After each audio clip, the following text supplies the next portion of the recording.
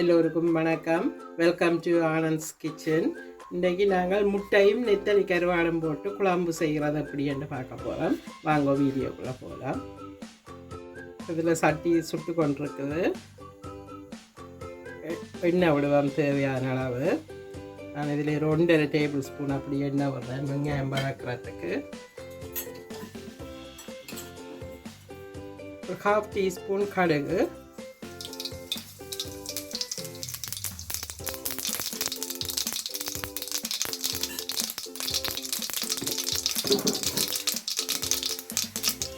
ஒரு 1/2 டீஸ்பூன் பெருஞ்சீரகம்.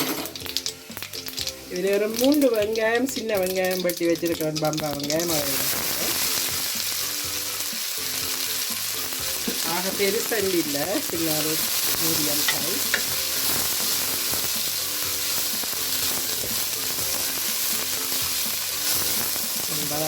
பார்த்தீங்கன்னா இந்த வெங்காயம் வதங்கி வந்துட்டுது கொஞ்சம். இனி இதில் பார்த்தீங்கன்னா 1 டீஸ்பூன் வெந்தயம் போடுறேன். நான் வெந்தயம் முதலே எண்ணெய்க்குள்ளே வடிக்க போடுறேன், இல்லை கடுகோட. கொஞ்சம் வெங்காயம் மரவதங்கள் வதங்கின அப்புறம் தான் போடுறேன். அப்போ தான் அந்த டேஸ்ட் நல்லா இருக்கும். ஃப்ளேவர் எல்லாம் அந்த வாசமெல்லாம் நல்லா வரும். இதில் ஒரு 8 உள்ளி பல்ல எடுத்து நீட்டாக வட்டி வச்சுருக்கிறேன். அதை இதில் போடுவோம். போட்டு கொஞ்சம் வதக்குவோம். இதில் பார்த்தீங்கன்னா தேவையான அளவு தான் நெத்தலி. நான் இந்த குழம்புக்கு உங்களுக்கு தேவையான அளவு எடுத்து கழுவி வச்சுருக்கிறேன். இது உங்களுக்கு தேவையாண்டா போடலாம், ஆப்ஷனல் தான். இல்லை கருவாடு வேண்டாம் பிளெயினாக வைக்க போகிறீங்கன்றாலும் தனியாக முட்டையை உருளைக்கிழங்கு போட்டும் வைக்கலாம். நான் இதில் கொஞ்சம் நெத்தலி போடுறேன். எந்த கருவாடு இருந்தாலும் போட்டு கொஞ்சம் வதக்கி வச்சா நல்ல டேஸ்ட்டாக எனக்கு கறியும் போட்டு வதக்குவேன். இதில் பார்த்தீங்கன்னா இந்த வெங்காயம் கொஞ்சம் வதங்கி கருவாடும் எல்லாம் பொரிஞ்சு நல்ல வாசமாக வருது. விரைக்குள்ள இதில் 3 சின்ன மீடியம் தக்காளியும் ஒரு 4 பச்சை மிளகாயும் கீறி வச்சுருக்கிறேன். அதை இதில் ஆட் பண்ணோம். பச்சை மிளகாய் உங்களுக்கு தேவையில்லை, ஆப்ஷனல் தான். உரைப்புக்கு ஏற்ற மாதிரி காரம் குறைவாக போட தேவையில்லை, ரெண்டா தூளும் போட போயில்லை. தக்காளி வதங்குறதுக்கு ஒரு 1/2 டீஸ்பூன் உப்பு போடுவோம். இந்த தக்காளி எல்லாம் நல்லா வதங்கிட்டுது. இனி இதிலே ஒரு உருளைக்கிழங்கு போட போகிறோம், ஒரு மீடியம் உருளைக்கிழங்கு. அது ஆப்ஷனல் தான், உங்களுக்கு தேவையா போடலாம்.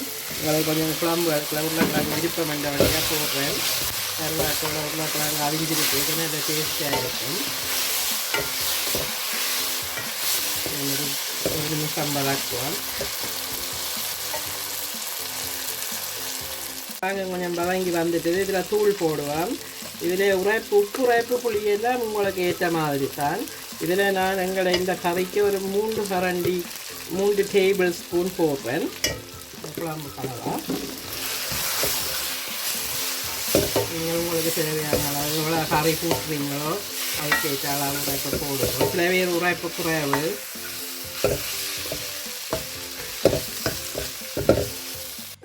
இதுக்கு தண்ணி விடுவோம். தண்ணியும் ஒரு குழம்பு எவ்வளோ நீங்கள் கறி அளவு வைக்க போகிறீங்களோ அதுக்கேற்ற மாதிரி ஒரே அடியாக ஊற்றுறையில் கொஞ்சம் கொஞ்சமாக விட்டு இந்த கூட்டுக்கு எவ்வளோ தேவை வருதோ அதையும் சேர்த்து ஆட் பண்ணுங்க. நான் கூடுதலாக குழம்புக்கு பால் விடுறத குறையாது. குழம்பு கறிகளுக்கு கொஞ்சம் பால் ஆட் பண்ணுறேன், வெங்காய் பால் தான்.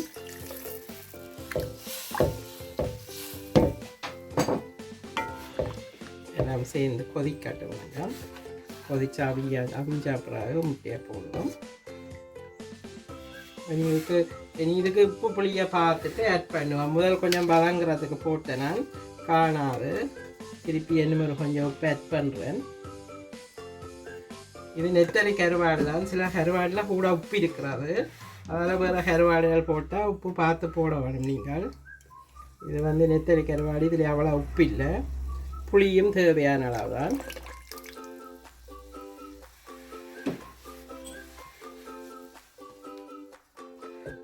கொஞ்சம் கொதிக்கட்டும், மூடி விடுவோம். எல்லாம் அவிஞ்சு ரெடியாக வந்துட்டுது. நாங்கள் இந்த முட்டையை கீறி போடுவோம். இந்த முட்டையிலேயே இப்படி இதுலேயே ஒரு கோடு போட்டுட்டு இப்படி போட்டிங்கன்னா உள்ளுக்கு நல்லா ஊறி வரும். குழம்பு உப்பெல்லாம் நல்லா ஊறி டேஸ்ட்டாக இருக்கும். நீங்கள் முழுசாக போடலாம், இல்லாட்டி பாதியாக வட்டிட்டு போட போகிறீங்கன்னாலும் ஹாஃபாக வட்டிட்டு இப்படியே போடலாம். எல்லாத்தையும் இப்படி கீறிட்டு போடுவோம். இப்போ குழம்பெல்லாம் அவிஞ்சிட்டுது, ஒரு 10 மினிட்ஸ் அவிய விட்டேன் நான். உருளைக்கிழங்கு அதெல்லாம் அவிஞ்சிட்டு இனி கருவேப்பிலையும் போடுவோம். கருவேப்பிலையை போட்டுட்டு முட்டையை அப்படியே போடுவோம். முட்டையை மெல்லமாக அப்படியே எடுத்து வச்சுட்டு அப்படியே மூடி விட போகிறேன். இது முட்டை நீங்கள் வந்து முட்டை போட்டுட்டு கன நேரம் அவிய விட்டீங்கன்றா குழம்ப முட்டையை அவிஞ்சு திருப்பி ஒரு ரப்பர் தன்மை மாதிரி வந்துடும். கொஞ்சம் முட்டை ஹார்டாக, அதனால் முட்டை போட்டு கன நேரம் அவிய விட தேவையில்லை.